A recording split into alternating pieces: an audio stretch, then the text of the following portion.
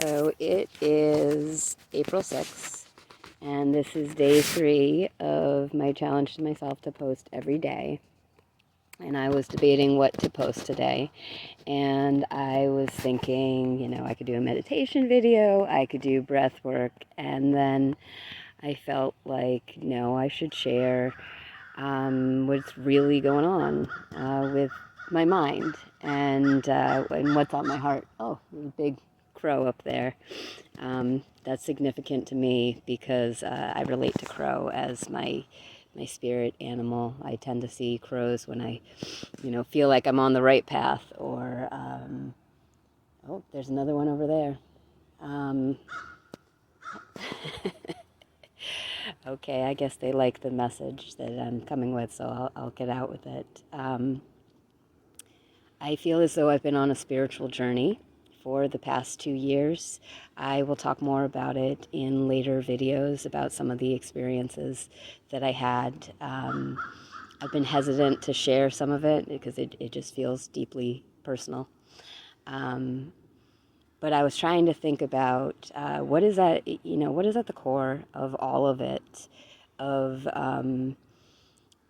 what pulls it all together: the shamanic journeying, the mindfulness, the breath work, the meditation practices, that everything else that I've been doing. And it all kind of comes down to one thing. It's trying to make a daily practice of choosing love over fear.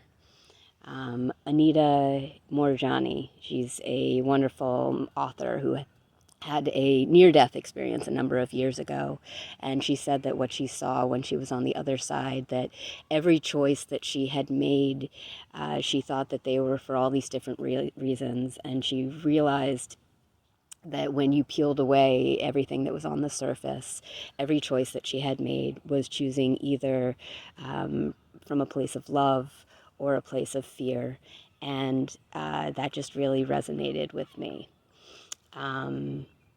When I started having certain intuitive and spiritual experiences after doing a great deal of meditation a couple years ago, I felt this sense of connection and oneness and just great peace and really just love for everybody. And obviously that's a wonderful experience. But I will share that I am someone who has struggled with anxiety for the majority of my life. Anxiety and doubt, I will say.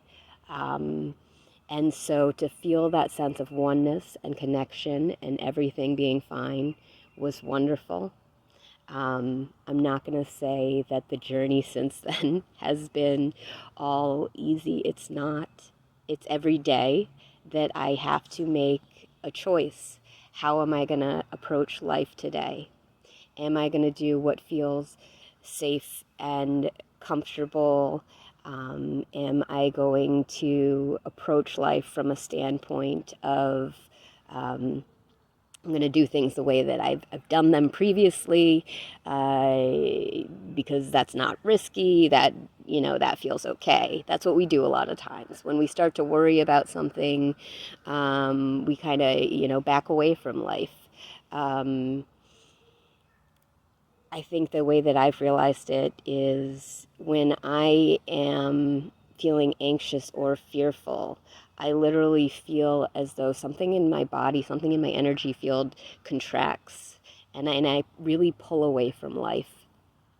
And when I can come to a place of loving and accepting not just other people in my life, but maybe circumstances that aren't exactly the way that I want them to be.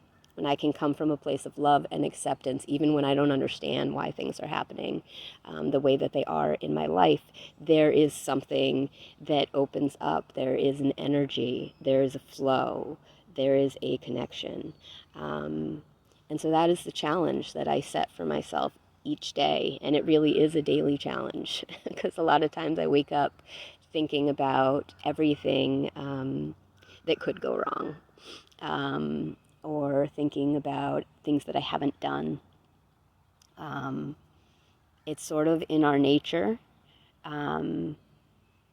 to think of our problems and focus on solving them and think that that's a good thing.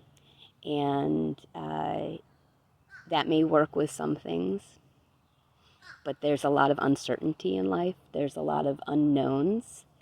And if we try to just stick to, what we can understand and not face the things that make us a little bit scared, we really shut down our worlds quite a bit. And so lately I've been trying a lot of new things in my life, and that has brought up some worry, some anxiety, some fear, and I'm trying to embrace that and walk past it instead of retreat from it. There's a book that I read a number of years ago that I go back to listening to the audiobook version of it every few years, and it's called Feel the Fear and Do It Anyways by Susan Jeffers. I have learned over the years that when I face something that's making me nervous, that's making me afraid, there is such a wonderful feeling on the other side of it. When I don't face something that is making me feel nervous or afraid, there is this growing sense of dread. And I think the last piece that I'm going to mention is that we tend to think that when fear comes up in us, that there's something that we have to solve in the outside world to make it go away. There's something that we need to do to assure ourselves.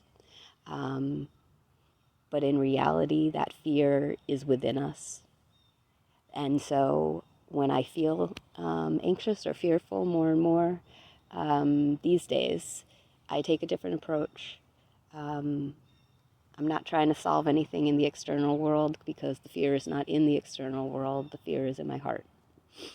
And so I try to get really quiet, go within, and then take action and see how it goes. So when the fear comes up, and it does, every time I try something new, it does. I wish it didn't. I'm trying to hold a space for that where I can be compassionate with myself when that's what I'm feeling. Not try to push it away. The more I try to push it away, the more it persists. So that's my message for today. Hopefully it's not too rambling and resonates with somebody. Choose love over fear. That's it.